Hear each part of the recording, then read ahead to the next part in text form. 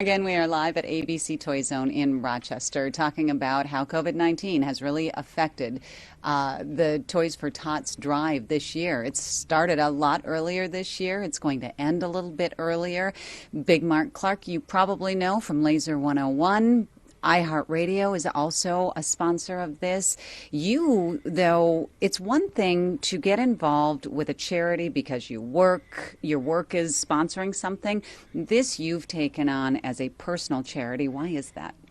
I think it was because of them. A Marine approached me 22 years ago when I first came to town in 1996 and said, "Hey, I don't have any media partners here in town. We can't get any coverage with the paper. Would you help us just get the word out a little bit?" And I think back then we were raising 3,000 or 4,000 toys. It wasn't many toys. But at that time, it seemed like a lot, I'll bet. It did. It did. You know, he was like, I think we doubled our toys this year. He was amazed. His name is Todd Egler.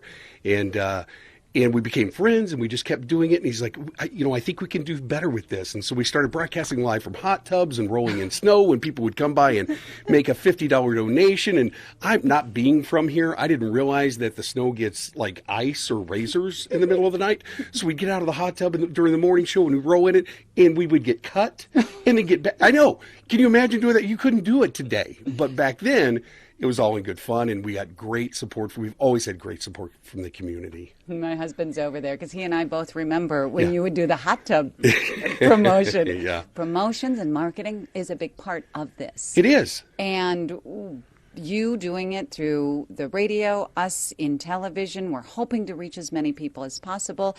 Are you worried this year that we won't get what we need? Yeah, I'll be honest with you. I'm always worried every year. I think there's a misconception about our area that people think that, we're pretty good. Everybody's got a good job here. Everybody's making good money. You see people driving nice cars.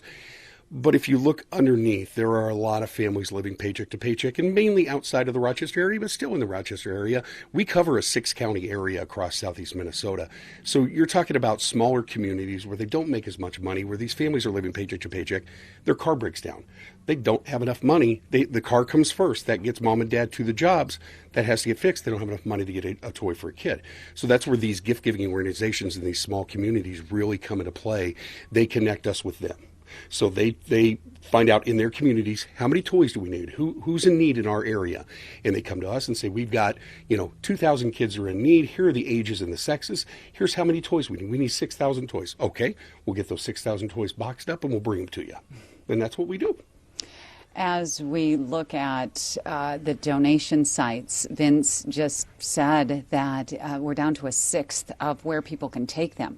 We're now, 3 weeks into this campaign, and not having many toys being dropped off at all, that worries me. Mm-hmm. So how do we get people to see that this is something, even though you're not feeling Christmassy yet, this is something that those who can donate really need to now. Yeah.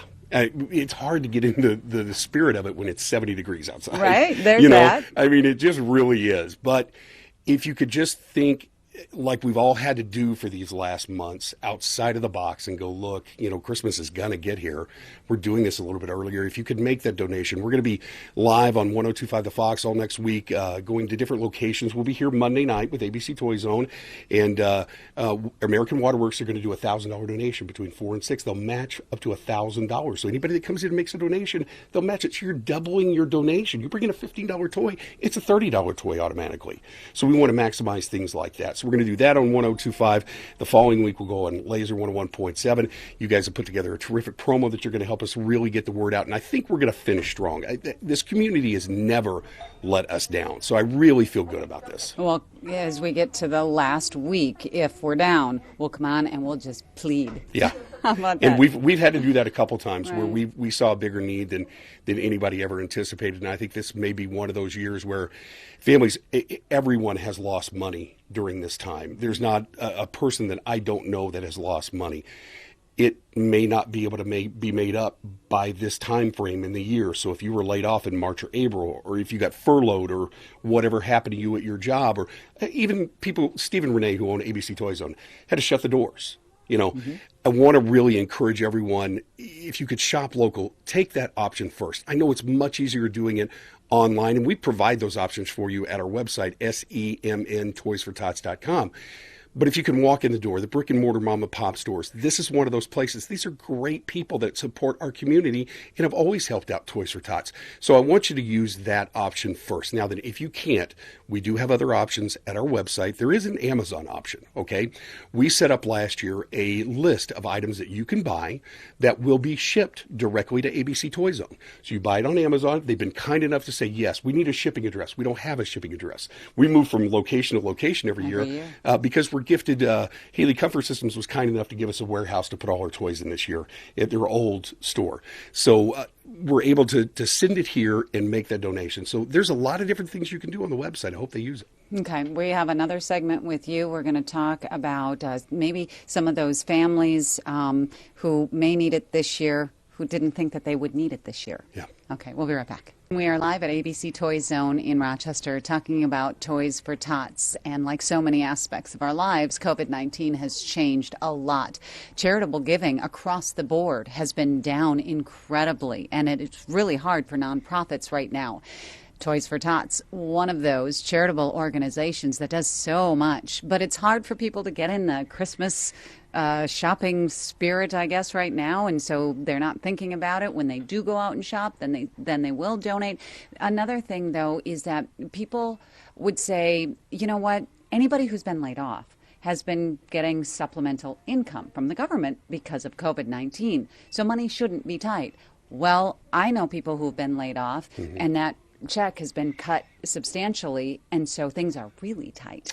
Well, some of the families had to, when they do distance learning with kids, had to go out and buy computers and other, there's just unforeseen things in families' homes that you can't predict, and you can't guarantee that money is there at the end of the year. And I think that's where we're at right now.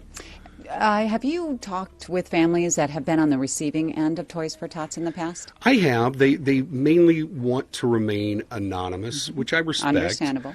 There have been a few community members, Al DeCarroll, that owns CWS here in town. He was one of the ones, before he started his business, actually had to rely on Toys for Tots. And he's not shy about telling the story. It's a great story. He became a very successful businessman and always wanted to share that good thing that happened in his life because, everybody starts off at some point. You may have a trip or a fall or a hurdle. We're here to help you. We're not here to judge you. We're not here to do anything but just help you get over that hurdle and make sure the kids are okay. And how many transients do we get into Rochester? People who are not from here, who don't know, and you come here to work, and 3 months later you're laid off, and now here we are with the holidays coming. Yeah. Things get really, really hard. Yeah, and we see it all the time, though, too. A lot of people with medical conditions. You didn't, at the beginning of the year, you had no idea that somebody was going to have a dire medical condition in the family later on in the year, and those things can really weigh a family down. I've had a few times in our instance in our family where we're medically in debt for quite a bit, and it took us a while to dig out of that. So I can only understand what a family that living paycheck to paycheck would really go through. We were talking about how going out and physically buying the toys and dropping them off at a location is understandably down now and may be down throughout the season, but going online. And ABC Toy Zone is just one of the participating sponsors, but I would think that I could go to ABC Toy Zone's website, order something, and it would just come to the store. Well, actually, there's a way for you to go on the website. You can make a donation. They'll go shopping for you. They'll take care of all of it, and it will go directly to our warehouse. So, they make it really easy and fun for people to shop online. That was their idea, by the way. I love that idea. When a small business comes up and says, here's how we want to help out. Yes, that'd be great. Is this miserable for you this year, this COVID-19? It's just changed so much. If you'd asked me this back in April or May when we were talking about what this would look like, right, I was a lot more scared. But First Sergeant Vince Reynolds, who's the coordinator for the Southeast Minnesota Toys for Tots, came up with a plan. I think we talked in June or July, and he said, I don't know what National wants us to do. We're kind of led by the National Toys for Tots campaign. They give us guidance and help, but we really run it locally. He said, I have an idea. And his idea was to move the dates from the beginning of November to the end of Thanksgiving. And then we take a week and we quarantine those toys at our warehouse. So they're not touched by anybody, because we want to keep all our volunteers safe. We want to make sure the families don't get it when we distribute it to them. So we quarantine them. Then we bring a group of people in. They sort all the toys into sexes and ages, 0 to 2, 2 to 4, 4 to 6, 6 to 8, boys, girls. And then we separate them all out, put them in piles. That way, when we get the gift-giving organization say, hey, we need this many toys, we've got it all ready to go, and it just goes in a trailer. But we want to quarantine the toys again after they're sorted and bagged for another week. So we had to go this early. Well, thank you for talking about this with me, because I think we might have to do this again. I would love that. Thank you, ABC 6 News, Betsy. Always. You guys are terrific. Thank you. Thank you.